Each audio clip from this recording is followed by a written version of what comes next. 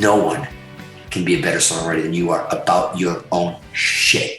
And when you fucking write your own shit on the page and you bleed on that fucking page, you're going to see how much of a fucking songwriter you are.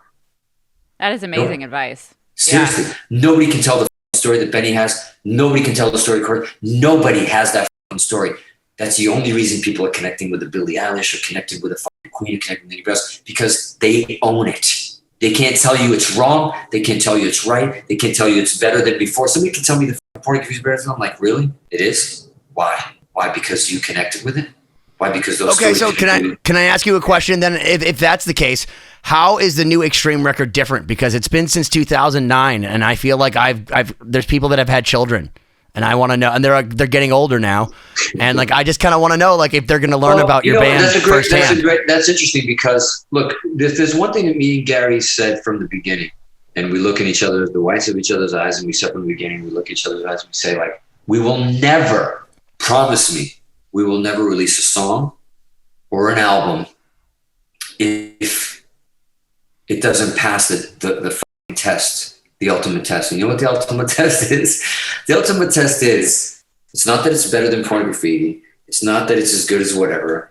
It's not even that I have a great solo on it. It's not even that it has great lyrics. It's not even that it's a great song. It has the simple thing that you do when you're 15, 16, 17 years old, 19 years old, writing a song, even 23 years old, even 25, or even 30, or even 40, is that the first thing you want to do when you write it and you record it is you want to play it for your fucking best friend. And you want to play it for your mates. You want to play it for your family. You want to play it, check out the tune. Listen to the fucking tune we're doing. You want to play it for your musician friends. You want to share it. You're not thinking about, is it as a hit? You're not thinking about, does the record company going to like it? You're not thinking, you broke because it was pure. You broke because you're just excited about it. So if we were writing stuff before that, and we were coming up with stuff before that, and we didn't do album in 10 years, because let me tell you something, we wrote 5 albums worth before that. I can fucking tell you right now, it's there. And not to say those songs weren't good enough to play, they just weren't right. Are you Prince, dude? Because I feel like everything that you say, it's like, because I'll tell you, because I heard Prince wanted to go roller skating one time and decided there was no roller skating music, wrote that record, then threw it away, like the Black Album that he was going to release, and then said, I had a bad dream. Is that you? It kind of is, in a way, in the sense of, like, I'm not Prince, but it's in a way that it's like, what's really important about doing an album?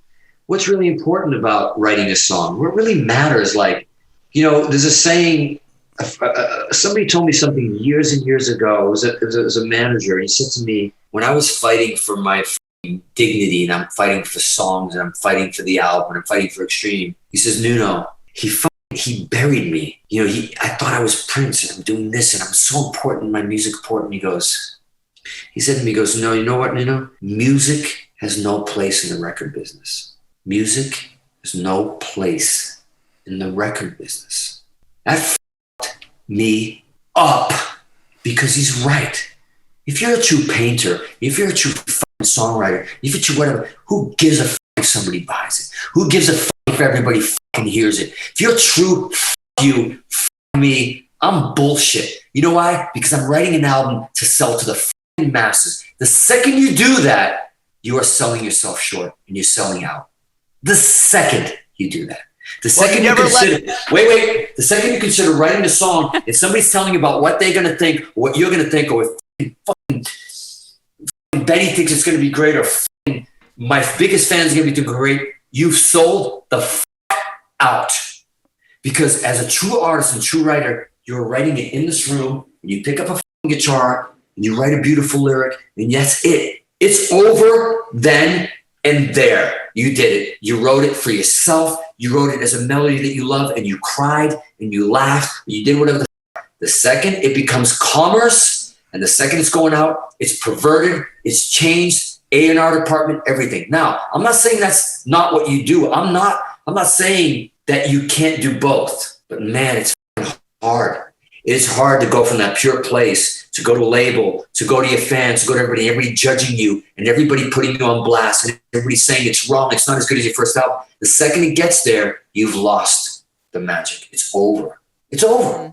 The purest artists, the greatest artists don't give up. The purest artists are self-centered. When somebody says they're doing this for the fans, this album's for the fans, or this view, Liar, liar. They're touring for this, for money. Liar.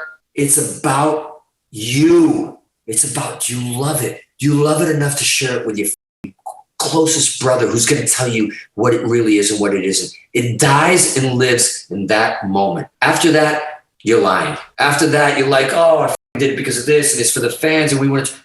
Lies, lies, lies. If you're a pure artist, you do it for the love of why you did it in the first place, which is just telling a story, writing a great riff in your room, in your bedroom, in your studio, writing a thing. Why do you think Instagram's exploding? Why do you think social's exploding? Because it's its purest form of some fucking loser sitting in his fucking room showing you naked, showing you what he does in its purest fucking form.